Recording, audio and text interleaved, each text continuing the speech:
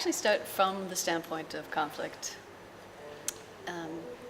And I move into a conflict situation, or I research or consider a conflict situation, and then I see if there's a way that choreographic thinking might be useful in that situation. So I don't come from the standpoint of being an artist. I come from the standpoint of being a conflict mediator.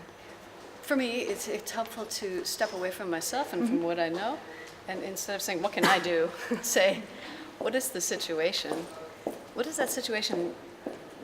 What would it mean for emotion to come into that situation, for possibility to emerge, and then to consider, is there, what might be the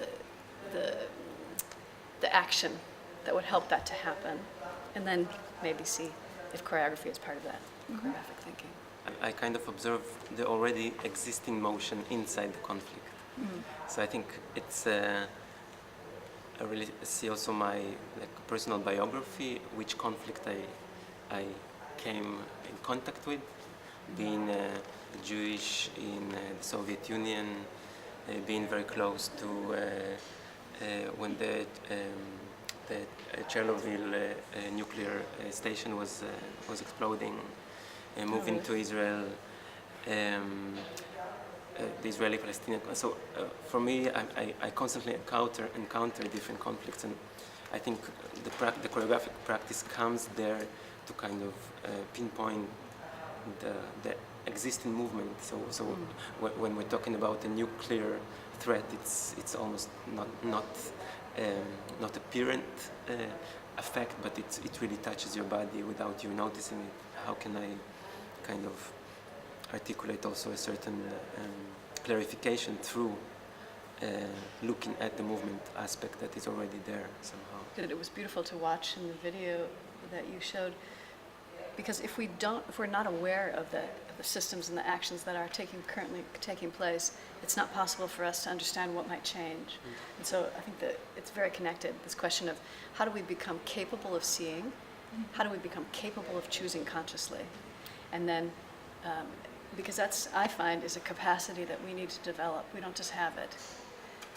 For me, it's really interesting to acknowledge that we are consumers of conflicts, and as such, I think the specific work or my specific work when dealing with this is really trying to articulate what do we see, and can we shift our gaze to a certain, again, to clarify certain existing tension or existing motion that is there. So for me, it's maybe to shift from a passive spectatorship into a more engaged and active one. I think a lot about this work I've been doing recently doesn't have an audience, it has participants.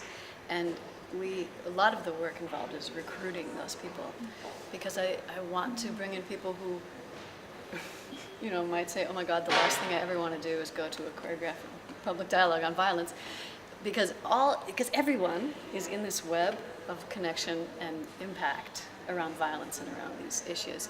And so how do we reach out to different groups of citizens and create, like I was talking about, create real questions that aren't about like, this is what should happen, or here's what you're doing wrong, but questions that we face together that we're commonly acting on, consciously or unconsciously.